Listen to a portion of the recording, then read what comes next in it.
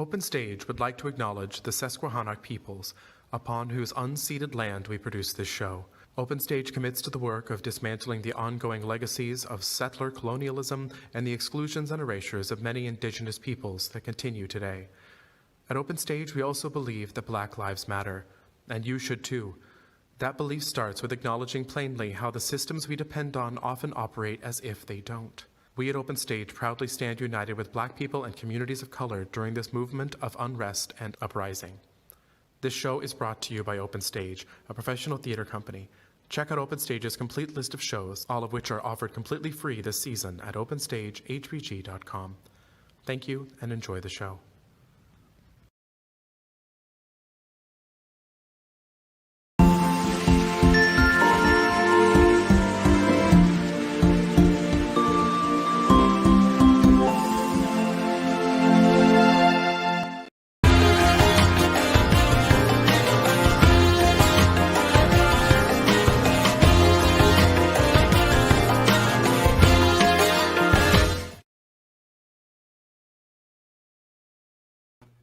Welcome everyone to my first ever show with Open Stage HBG. We are so excited to be here tonight. My name is Dr. Kimeka Campbell, and this is the Black NewsBeat HBG. For our show, we'll be talking about a couple of different hot topics. We'll have 3 segments for every show. We'll do this twice a month, so meet us here every other Wednesday at 8:30 to talk about the happenings around Harrisburg, particularly pertaining to the Black and Brown community. So we'll get started with our first segment.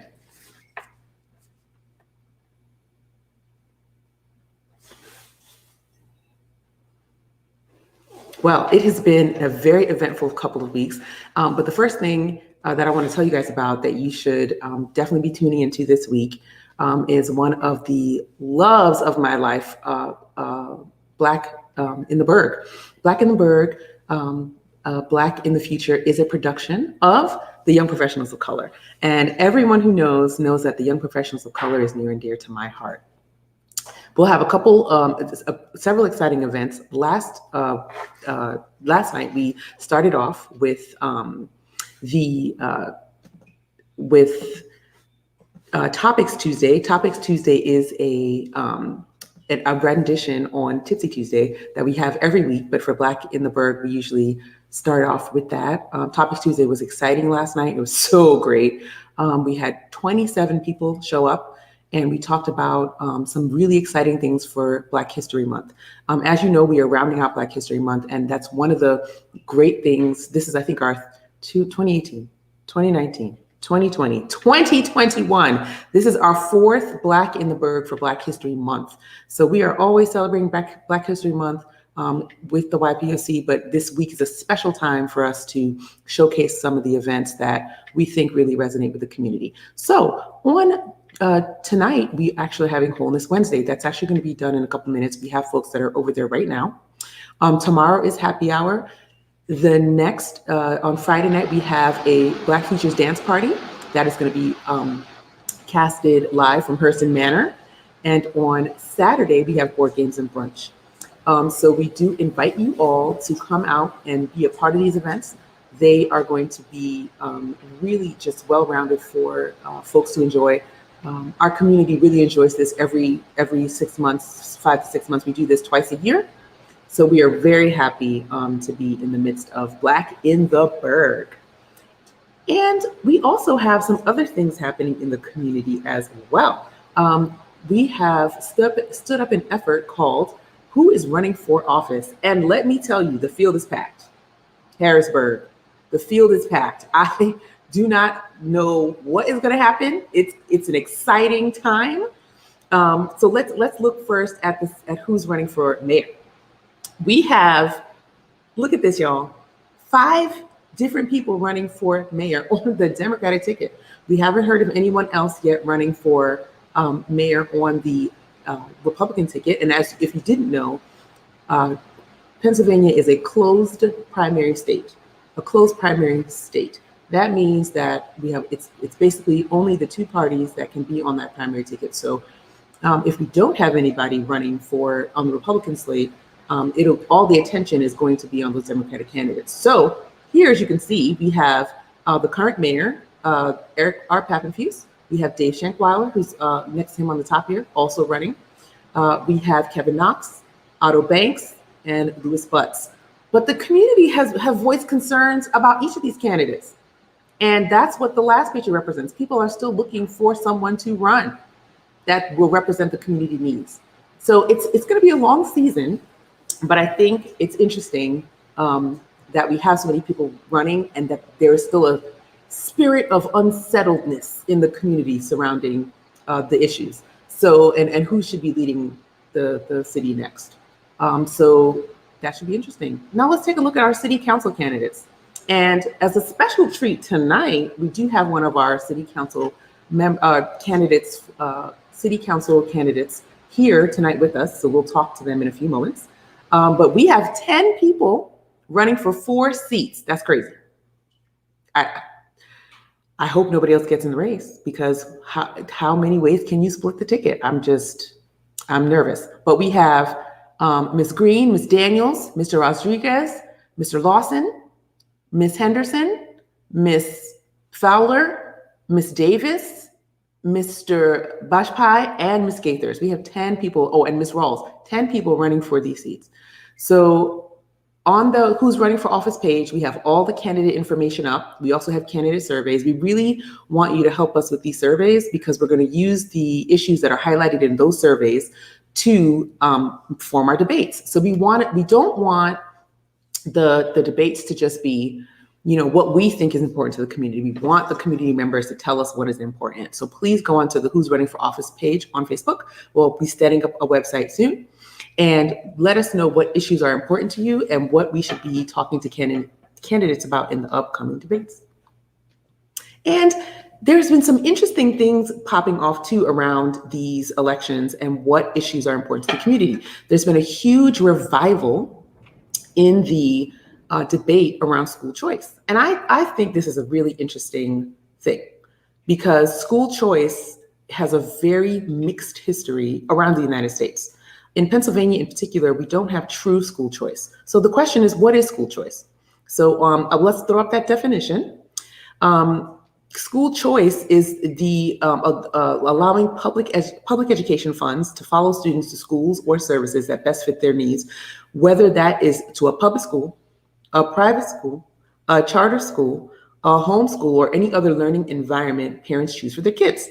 Now, the issue with charter schools and school choice, and private schools and school choice, and et cetera, is it is, from what we've seen in different places like Chicago and even parts outside of Washington, D.C., what we see is that those funds are removed from the school district per child and are taken other places. We do not have that kind of school choice in Pennsylvania.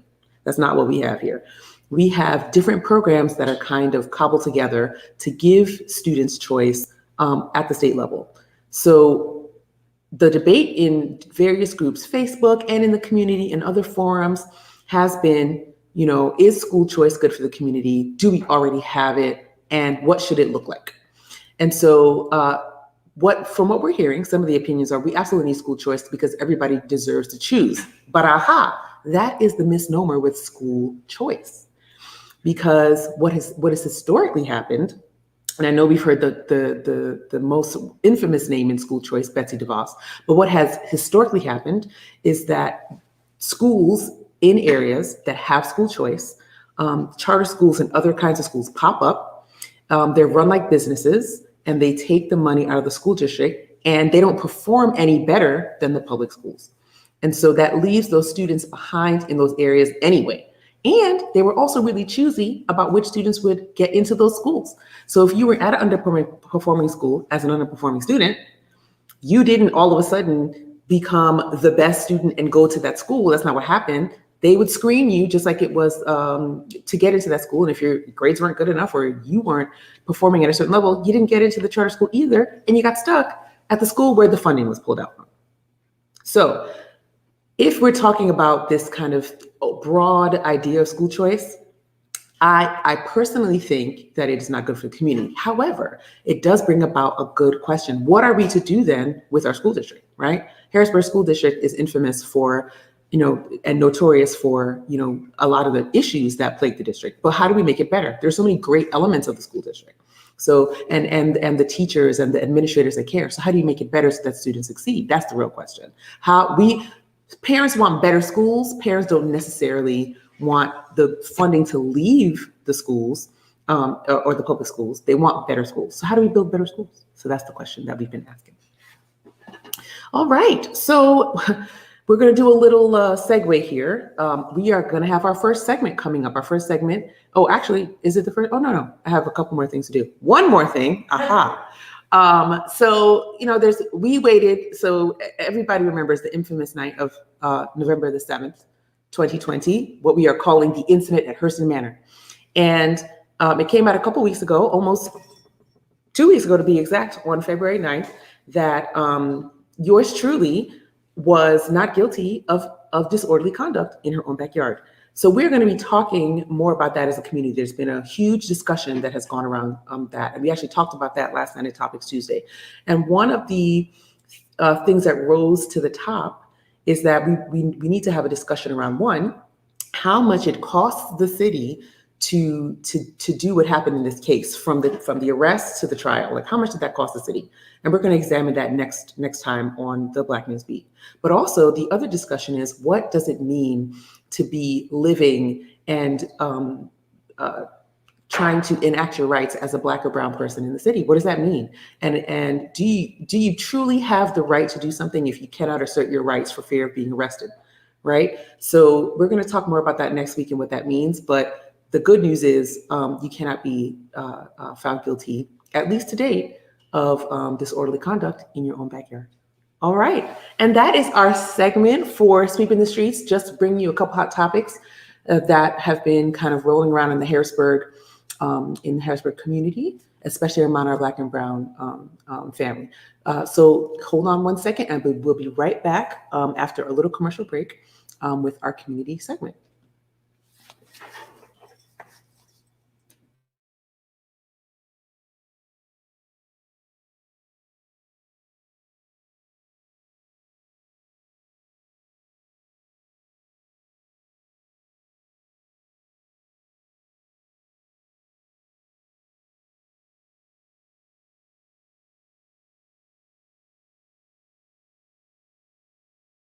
Oh, thank you. Well, we're going to do one commercial before we get started, because we have it's a very special day. First of all, it's Black History Month. Happy Black History Month to everyone watching. Secondly, it is Julia Mallory Day. This is a very special day where Dauphin County commemorated our very own author, poet, rest captain and take care of yourself captain extraordinaire, Julia Mallory. She was commemorated on this day in 2020, and we are going to celebrate her every year. In addition to her work in the community and everything she's been doing, she's a Harrisburg native, as everyone knows. She has been running her own business for a little while, and she has been doing amazing workshops around grief and around stopping shrinking. And she also has a wonderful t-shirt line. So tonight I'm rocking one of my favorites. An easier assignment is not coming, right? Do your work. Let me get out of my way here, but do your work. This is from Black Mermaids.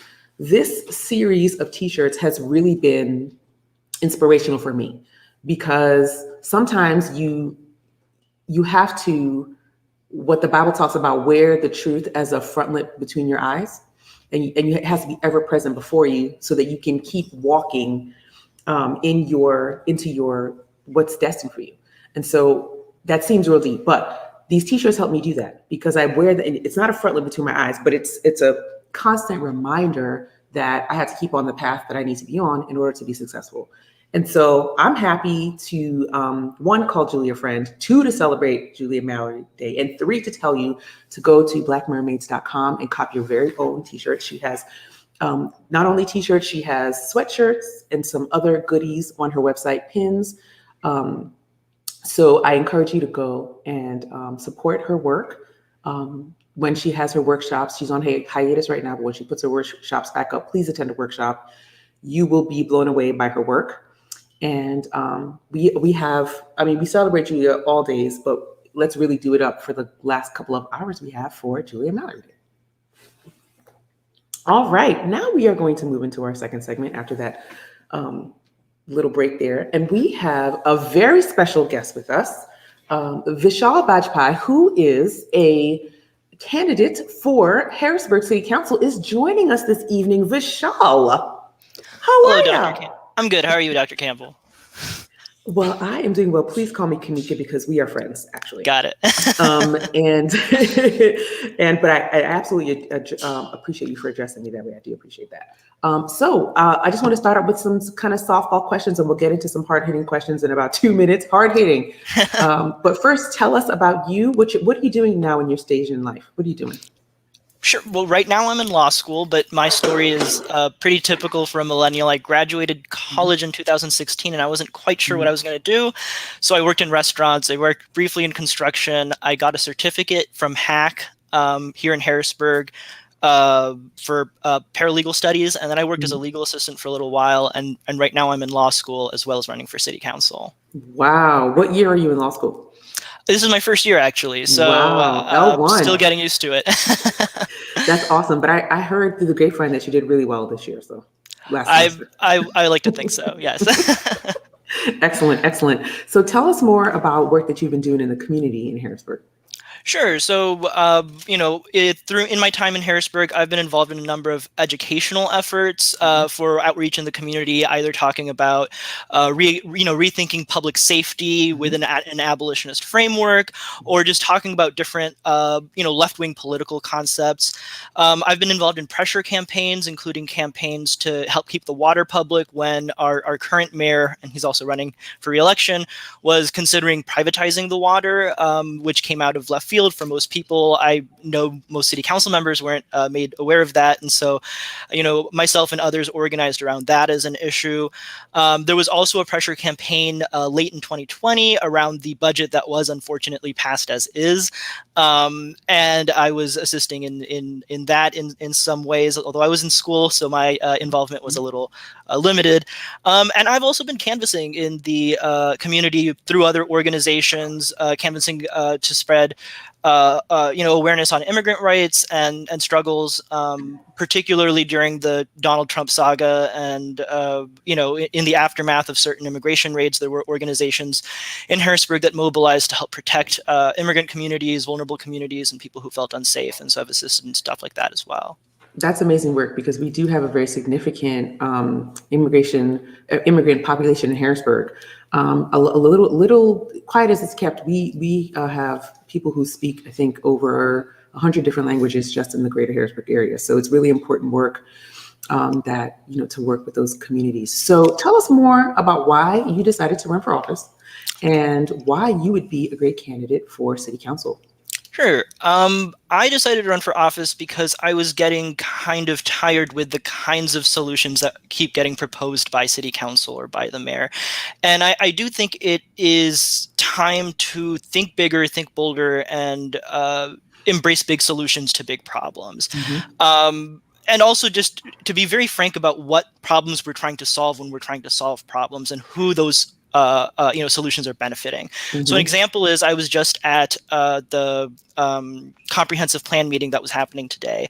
And one of the things that was discussed was the possibility of rolling out free Wi-Fi in downtown Harrisburg. And the problem they're trying to solve is attracting tourists to downtown Harrisburg, which is already a slightly more economically upbeat part of Harrisburg. And I started thinking, just monitoring on Facebook, talking to my friends, knowing people in the city, there were a lot of people who had a hard time accessing distance learning during the pandemic because of not having stable internet access, high-speed internet access. So if we're going to be investing money for free Wi-Fi anywhere in Harrisburg, it should be in those neighborhoods, where people need that for basic educational access. And that's an issue of them trying to solve a problem I don't think most community people are feeling is as big of a problem. And so kind of, really framing what we do as a city in terms of, what problems are we trying to solve and who are we trying to solve them for? And also when we're trying to solve problems, thinking of big solutions. Absolutely. So let me throw in a little question here. You mentioned abolitionist work earlier. Could you give us a little bit of information about that and what that means? Sure. The basic gist of it is that if we want to deliver public safety, we have to have a very holistic view of what public safety is. The police are supposed to be delivering us public safety, but all they can really do is respond to calls, pick people up and put them in jail, or sometimes shoot them, or pepper spray them and arrest them and then have them be found not guilty. Right. So, that's a very limited set of tools, and they don't necessarily always deliver public safety. So, approaching public safety from an abolitionist framework means thinking about the different factors in public safety, which include, well-maintained roads and sidewalks, so that people with varying amounts of disabilities can move around. That's part of public safety. But also, things like making sure families and vulnerable people have the resources they need to leave unsafe situations or to report unsafe situations in a comfortable way that works for them.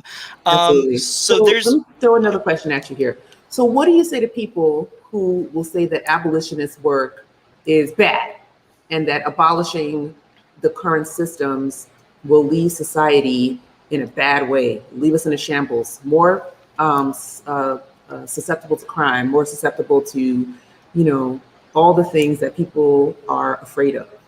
What do you say to that? Sure. So I would want to tell them first off that they shouldn't, be worried that my first instinct, should I be elected, would be to advocate for getting rid of the Harrisburg Police Department, right? We're not ready to do that day one.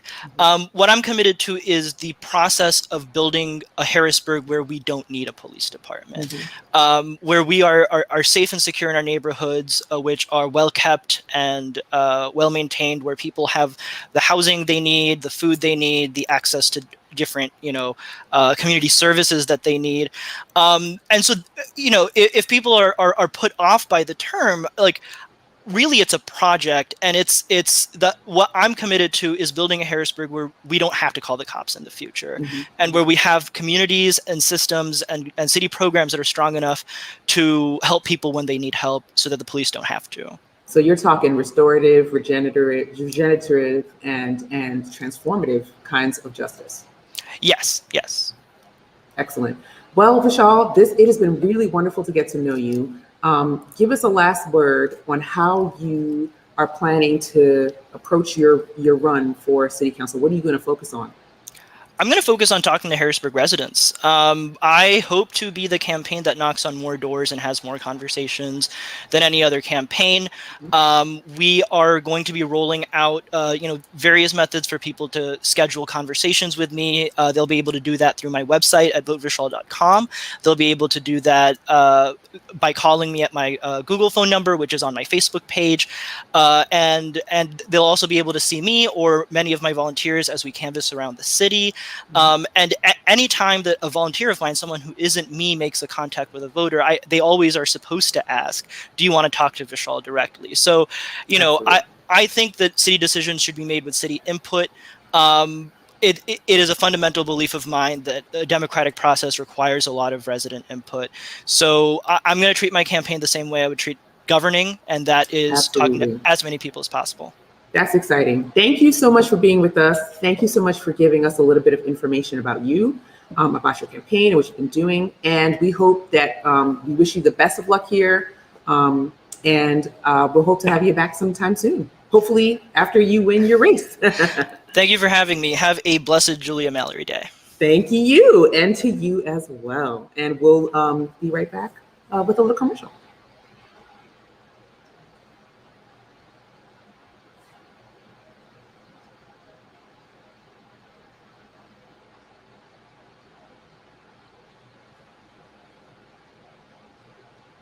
Well, we are blessed in the city to have these two very excellent places for you to gather.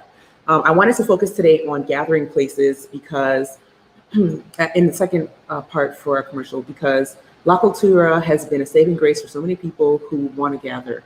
Even in the midst of the pandemic, Elise Irvis has been able to really transform that space into a safe one and also a beautiful one for people to gather, have events. So if you are looking for a place to have a wonderful event, please reach out to La Cultura. Please reach out to Elise and let her know your vision, and she will help you create the event of your dreams. Another place that I want to tell you about that recently opened up right in here on the tail end of 2020 going into 2021 is Good Brothers Cafe. Good Brothers Cafe is on 3rd Street, and it is sitting right across from House of Vegans at the corner of 3rd and Riley, and close to the corner of 3rd and Riley. And this is a really great place for books, Black and brown media. They have wonderful pastries and donuts and all kinds of awesome things. So I'm very happy to kind of to plug them tonight because they've been really putting great things into the community, both La Cultura and Good Brothers Cafe. And we're very happy to have them. So hopefully you'll be able to check them out soon, and please patronize them so that they can be in our community for a long time to come. Oh my goodness. Now, my next guest is well known, okay? This guest is somebody that is a Harrisburg Titan and someone who has really made the life of YPOC so much better. I would like to welcome you to the show tonight, my good friend, Cody Bird. How are you, sir? Hey, what's going on? First of all, congratulations on all of this. Oh, look, do you see this? First of all, already. Congrats to this. This is big. Do you on see television? This is amazing. See this? Hey, look, do you see the background? Like it's bright and orange. Like listen, this is amazing. myaesthetic.com. So period. This is amazing. Congratulations, Dr. Kimeka Campbell. Yes. Listen, like y'all don't know, but Cody is not just, he's not just this person that you see that's funny, right? Like Cody's hilarious, but Cody is also my creative director on the show. He is apparently a greeting card maverick and guru now. Crazy. Oh man. Tell us about your latest projects and what you're doing. Oh man, so the most recent is definitely the Black literature card collection I started with my merch brand Culture. So yeah, been in Harrisburg all my life. Started in content creating back in 2015, and then that just transformed to a whole bunch of different things. But like the most recent thing is Culture. So I'm really proud of the cards. Shout out to Cheer Notes and Aja Banks over there for that partnership. I think it was a dream come true because I was trying to figure out, I made these portraits for Black in the Berg like 2 years ago. And for some reason, these portraits are still making me money. God is good. Listen. Thank you, Black people. And not just making you money, but you're making culture. Like this is amazing. Yeah, like building capacity, leaving legacy, building legacy, and just being able to just be creative in different ways. And I think another thing that just blows my mind about it is just like it went from marketing for an event to actually portraits hanging up in people's homes to now greeting cards that people can send to people. Ooh. So, and like I said, do you remember the fight? Say it again. You remember the fight over these images for Black in the Berg last year? Oh my goodness! Like everyone in the city wanted a portrait, and it was fun. I did it out of my heart, but then I had to cut it off at a moment.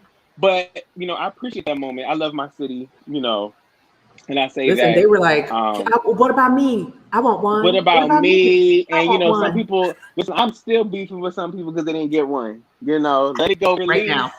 Release, rise from it, people. We need to go higher. But I just love how my city rides for the cards that they came. Like I said, Cheer Notes. I love Cheer Notes. Aja Banks.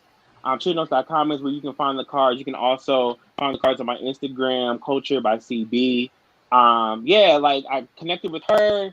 We were talking about a design. I couldn't figure out, and I just had these portraits. I was like, I can make these into Black History Month cards, and the timing was just right. Like the timing was perfect, and she handled that. Cheer Notes, Aja Banks and her company handled everything as far as distribution and printing and stuff. And that's my thing. I just love collaborating. And the thing is, we're both from the same city. We're both from Harrisburg. Wow. And so being able to collaborate with another Black creative in my city to produce other things. That's like my MO. Like I connect with other creatives who are just doing the work, and we're out here pushing culture, and not competing with each other because we're all doing different things, serving the same people. I mean, let's just connect and just build together. Like YPOC. Like YPOC. So I just want to make sure I reiterate, Cody, you have been a blessing to YPOC. Your creativity has really spurred us to the next level. And I want you to tell me, I think, what's the hardest part about being a creative, and what are some of your joys, your loves about being the kind of creative person that you are? So I'm gonna start with the joys and loves because that's the easiest. Just being able to express myself, express the way I love, express the way I feel through joy, and just blackness. Like I love celebrating blackness through my creativity, through my content. I always say that the first people I know that are going to be in the room are Black people. So my content speaks to us first and foremost. It's not exclusive to us, but it's definitely for us. Yes. And that's my greatest joy, is to bring joy and being able to relate to my community. I don't say audience, I say community, because the people that rock with me and in my work really have lived with me in my work. There's some people who have been rocking with me for the entire 5 years, supported all 5 years of my work, and it's just one big happy community. But I would definitely say some of the pitfalls is just capacity building, making sure that I have enough time, enough energy, build up enough zeal to finish what I said I was going to do.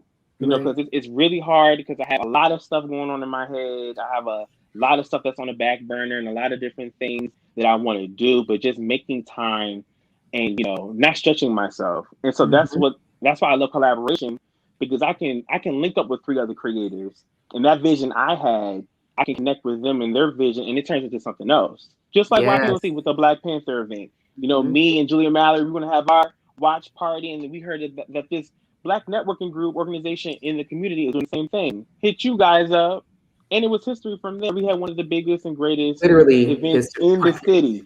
Historical, event in the city. But that just goes to show that community is key. Absolutely, I love mine. I truly community love mine. is key. That is such a great way to say that. Any last words for us? Actually, not just last words, but what advice would you give to so one of the things we hear about Harrisburg all the time is how hard it is to do things here and how difficult it is for people to work together. So can you speak to that? What advice do you have for people who still feel that way? So I will always say Audre Lorde's quote. I will always paraphrase it. Without community, there's no liberation.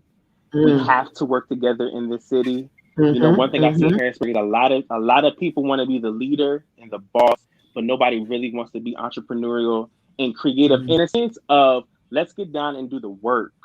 Like, we all can lead in a way, but somebody has to do the work at the end of the day, because the work is what's going to move the culture of our city. The work is what's going to uplift our organizations and heal. Toni Morrison said, we have to do this creative work because it heals civilizations.